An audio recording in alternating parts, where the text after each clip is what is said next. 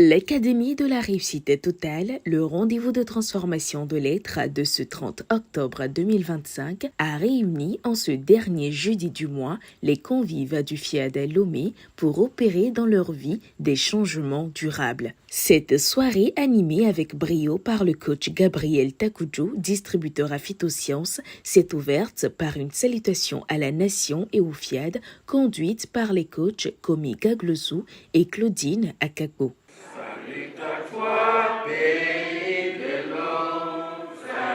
À parler de santé, de bonheur et de prospérité. Les participants ont ensuite été accueillis par la douce voix du coach Gisèle Adams, épouse Foumé, professeure de lettres à l'université, qui leur a décrété la cordiale bienvenue. C'est avec un réel plaisir que je voudrais vous souhaiter une cordiale bienvenue.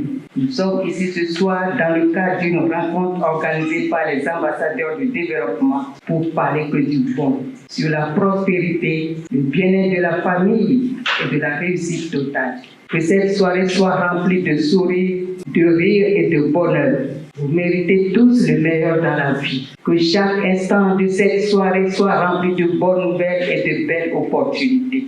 Dieu n'est pas auteur du manque. Ce fut le thème ayant fait objet de la première exhortation de la soirée, conduite par le coach Rebecca Aondi Dolou, première vice-présidente de FIAD à Lomé. Tout ce que nous voulons, même si nous ne les voyons pas, existe déjà. Pour qu'il existe sous forme physique et palpable, nous devons exercer le pouvoir que Dieu nous a donné, le pouvoir créateur. En nous donnant ce pouvoir créateur, Dieu nous a responsabilisés chacun en ce qui concerne sa vie. Ainsi donc, Dieu n'est pas l'auteur du manque de nos vies. S'il y a un domaine dans lequel tu n'es pas satisfait, revois tes pensées par rapport à toi-même dans ce domaine. Nos pensées créent nos paroles et nos paroles créent notre réalité. Ce que nous devons donc faire, c'est de faire comme Dieu pour avoir comme lui. Dieu parle, il ne doute jamais. Il parle avec certitude et ce qu'il déclare s'accomplit exactement. Nous avons le pouvoir de la parole. La deuxième exhortation menée par le coach Jean-Claude Bessinou, opérateur économique, a invité les participants à penser du bien d'eux-mêmes pour attirer le bien dans leur vie. La vie obéit à une loi divine. Ce que tu penses de toi attire ce que tu vis. Ton monde extérieur reflète ton monde intérieur. Cette pensée que tu entretiens dans ton esprit finit toujours par se manifester dans la réalité. Penser du bien de soi, ce n'est pas de l'orgueil, mais c'est plutôt honorer l'image de Dieu en toi. Pense du bien de toi, c'est te dire chaque jour, je suis capable de réussir, je suis invincible, je suis fier, je suis né pour briller et je brille, je suis né pour gagner et je gagne. Le secret, c'est de t'accorder avec ce que Dieu dit de toi. Il t'a créé, non pas pour la peur, la médiocrité, mais pour la gloire, la dignité et la plénitude. Quant au coach Novinho Jocelyne Clarette Amicouva, commerciale à GTA, elle a exhorté chacun à penser du bien de son partenaire de vie et de ses enfants afin de révéler le meilleur en eux. Nous avons parfois le réflexe de remarquer ce qui ne va pas, mais ce sur quoi tu poses ton attention grandit. Alors aujourd'hui, je t'invite à faire un choix simple mais puissant. Pense du bien. Penser du bien, c'est décider de regarder avec bienveillance, d'encourager au lieu de juger, de valoriser au lieu de critiquer. Quand tu penses du bien de ton partenaire, tu vois ses qualités, ses efforts, son intention d'aimer à sa manière. Et sans le savoir, tu lui envoies un message invisible mais fort. Je crois en toi, tu es une belle personne. Et ce message, il inspire l'autre à révéler le meilleur de lui-même. Avec nos enfants, le principe est le même. Chaque pensée positive que tu entretiens à leur sujet devient une semence d'assurance, de stabilité et d'amour. Penser du bien, c'est choisir la bienveillance comme stratégie relationnelle. Et ce choix transforme tout. Un moment de showtime fait observer avant la poursuite du programme. La quatrième exhortation venue clore ces instants de partage fut conduite par le coach Kofi Banyabana, premier conseiller local du CDL FIAD Lomé. Par ignorance, nous sommes nous-mêmes auteurs du manque. Et c'est encore nous, et seulement nous, qui devons être auteurs de l'abondance par la connaissance. La connaissance selon laquelle, en admettant ce que nous disons, proclamons, programmons, nous le verrons se réaliser.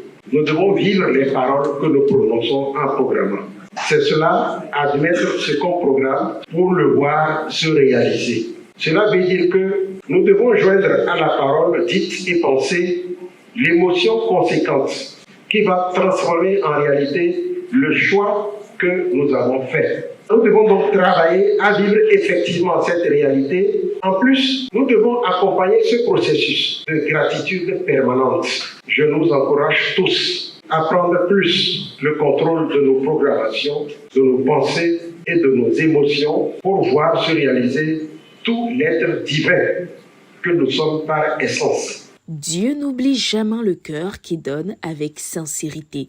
Tels ont été les propos de l'ambassadeur Joachim Atassi Kosivi, directeur de société, qui a conduit l'appel à contribution de ce soir. Chaque fois que nous donnons avec amour, nous ouvrons une grande porte de la bénédiction, car Dieu aime celui qui donne avec joie. Ce que nous offrons avec le cœur, le Seigneur le multiplie pour toucher des vies, consoler des âmes et manifester sa gloire. Ne laissons donc pas passer cette occasion de participer à son œuvre. Soyons des instruments de sa bonté, des canaux de sa grâce. Aujourd'hui, donnons non pas par obligation, mais par amour. Pour rehausser les vibrations positives de chacun, le coach Mariam Sani, journaliste à Coaching TV, a guidé les participants dans un atelier de programmation. La dernière phase de ce rendez-vous fut la dégustation du cocktail dans une ambiance chaleureuse. Quand je viens au programme, la première des choses qui m'impressionne plus, c'est la programmation. Parce que nous avons des croyances intérieures qui conditionnent nos actions, nos choix et aussi nos résultats. Donc les programmations, c'est quelque chose qui fait que je me retrouve de nouveau. Et en plus, comment se sentir tellement aimé par l'organisation et la communauté, c'est quelque chose qui me retient beaucoup et ça me pousse toujours à venir. Pour ma première fois, je vois que c'est une rencontre très intéressante.